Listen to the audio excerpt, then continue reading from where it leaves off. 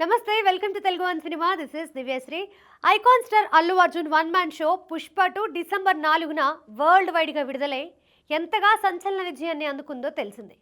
ముఖ్యంగా హిందీలో అయితే స్ట్రైట్ హిందీ సినిమా కూడా సాధించలేని విధంగా 800 కోట్ల వసూళ్లని సాధించి చరిత్ర తిరగరాసింది. దీన్ని బట్టి నార్త్ ఆడియన్స్ పుష్ప 2కి ఎంతగా బ్రహ్మరథం పట్టారో అర్థం చేసుకోవచ్చు.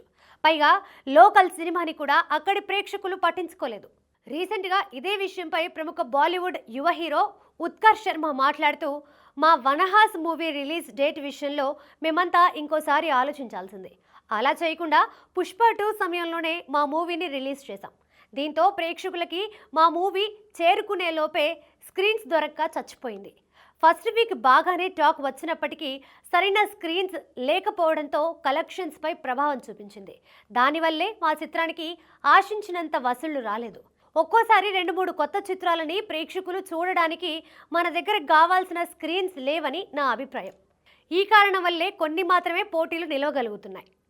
కాకపోతే ఓటీటీలో స్క్రీన్స్ ప్రాబ్లం లేదు కాబట్టి మా సినిమా ఓటీటీలో ప్రేక్షకాదరణతో బాగా ఆడింది. ఫ్యామిలీ డ్రామాగా తెరకెక్కిన వనహాస్ డిసెంబర్ 20న థియేటర్స్లో రిలీజ్ అవ్వగా ఉత్కర్ష్ శర్మతో పాటు లెజెండరీ యాక్టర్ నానా పటేకర్, సిమ్రాంత్ కౌర్, రాజ్పాల్ యాదవ్, ఖుష్బూ తదితరులు కీలక పాత్రలు పోషించారు. గద్దర్ 2, వీర్ సింగ్ సాబ్ ది గ్రేట్ చిత్రాల ఫేమ్ అనిల్ శర్మ దర్శకుడిగా వ్యవహరించాడు. జీ స్టూడియోస్ నిర్మాణ సారథ్యం వహించగా బాక్సాఫీస్ వద్ద కేవలం 5.61 కోట్ల రూపాయలు మాత్రమే వసూలు చేసింది.